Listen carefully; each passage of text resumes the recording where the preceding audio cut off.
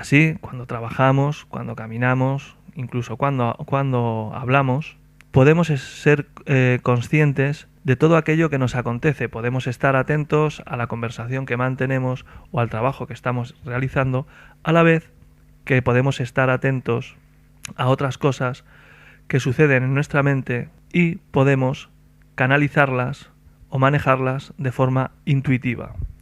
Lógicamente, esto al principio cuesta mucho trabajo, es evidente, pero ocurre como la práctica de la conducción. Cuando alguien comienza sus clases de conducir, estar atento al tráfico, a la vez que al pie derecho, y a la vez que al pie izquierdo, a la vez que al volante y a los mandos y a la caja de cambios y a todo ese tipo de cuestiones, impide pensar en ninguna otra cosa, además de no hacer bien ni siquiera esa práctica de la conducción. Sin embargo, con el tiempo, cogemos tal destreza que somos capaces de estar conduciendo a la vez que escuchamos música o hablamos con el copiloto o pensamos en si llegamos tarde, temprano o cualquier otra cosa. Igual ocurre con la meditación. Igual que en la práctica de la conducción, el conductor ya conduce de una forma intuitiva, lo que no quiere decir que no redirija su atención en todos aquellos momentos que así lo requieran. Pues igual ocurre en la práctica de la meditación a todo cuanto acontece, la meditación vipassana en nuestra vida diaria.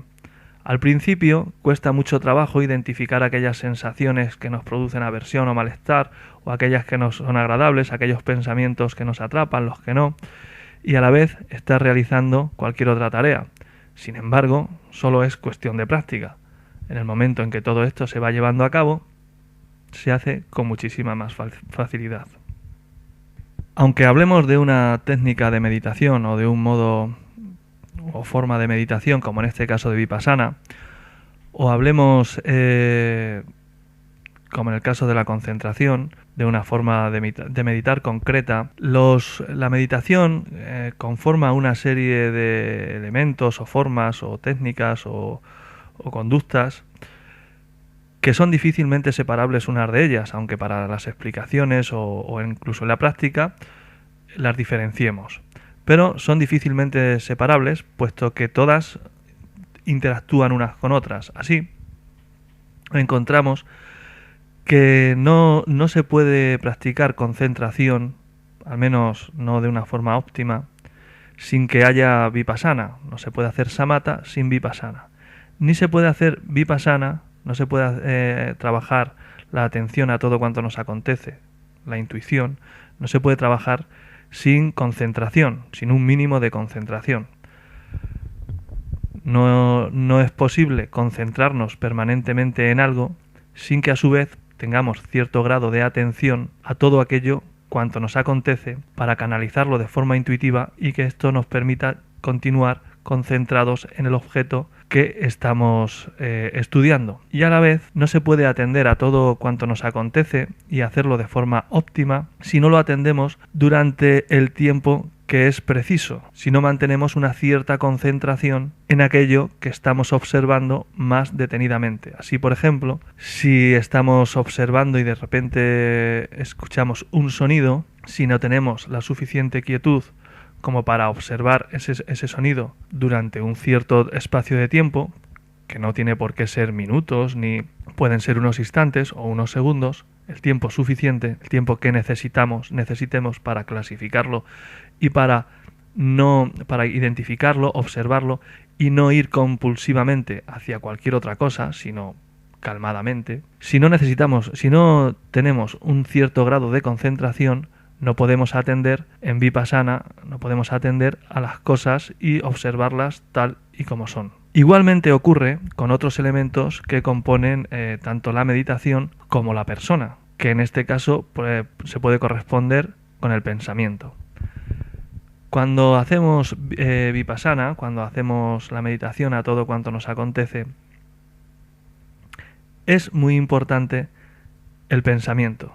Hay en distintas formas y tradiciones de meditación. Se emplean, por así decir, unas inclinaciones hacia un modo de meditar y hacia unas técnicas y otras. Nosotros, en nuestro caso, como en general, le prestaremos mucha atención al pensamiento y trataremos de emplear el pensamiento adecuado, el recto pensamiento. El pensamiento adecuado es aquel que surge de la atenta observación y de la comprensión de aquello que nos acontece. Bien, esto sirve para, junto con el resto de técnicas, poder reconducir mejor nuestras acciones y poder calmar nuestra mente y organizar nuestro sistema cognitivo de tal forma que clasifiquemos aquellas cosas que percibimos de forma adecuada. Así, por ejemplo, serán muchas las ocasiones en las que, al comienzo de nuestra práctica, un pensamiento nos perturbe y nos sea harto difícil no atenderlo o no responder emotivamente.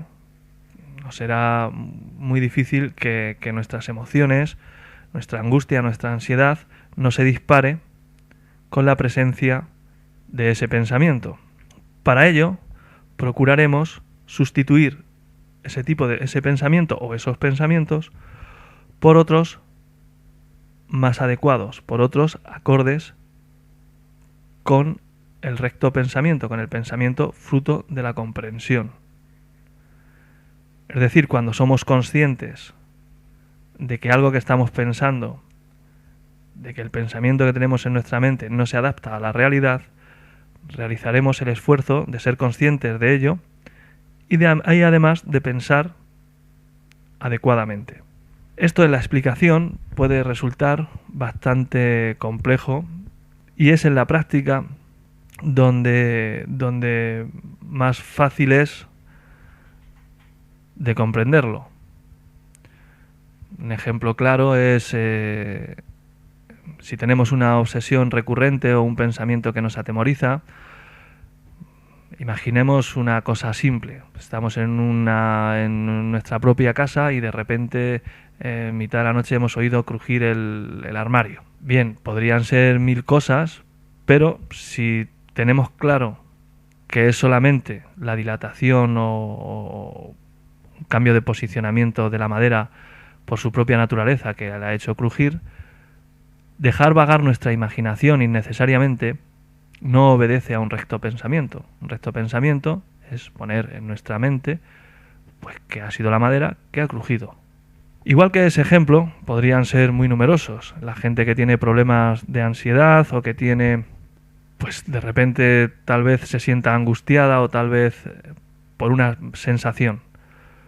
Incluso sin tener problemas de ansiedad, en la práctica de nuestra meditación, cuando observemos a nuestras sensaciones, nos podremos sorprender por la diversidad de las mismas o por la intensidad o por un montón de cosas que nos desvelan y a las que no estábamos acostumbrados a que eso fuera así. Muchas son las ocasiones en las que nos asustaremos. Si observamos el pensamiento que nos ha producido esa alarma, tal vez hayamos pensado algo como esta sensación no es nada bueno, esta sensación me puede causar algún mal. Si la observamos detenidamente y vemos que como viene se va, que no causa ningún mal, que es totalmente inocua, sería absurdo permitir que en sucesivas ocasiones ese tipo de pensamiento campe a sus anchas en nuestra mente. Lo correcto en nuestra práctica de la meditación es sustituir de forma consciente ese tipo de pensamiento por otro. Pensar, conozco esta sensación, ya la tengo identificada, ya la conozco, sé que no pasa nada, aunque ahora me esté asustando o aunque ahora me haya sorprendido un poco, no pasa nada. Así hasta que este cambio de pensamiento, este tipo de clasificación, se haga de forma intuitiva, se haga sin pensar, sin tener que discurrir ni que llevar ningún tipo de discurso interior acerca de esos pensamientos. Sencillamente sustituimos un tipo de pensamiento por otro y continuamos observando con muchísima atención todo aquello cuanto nos acontece.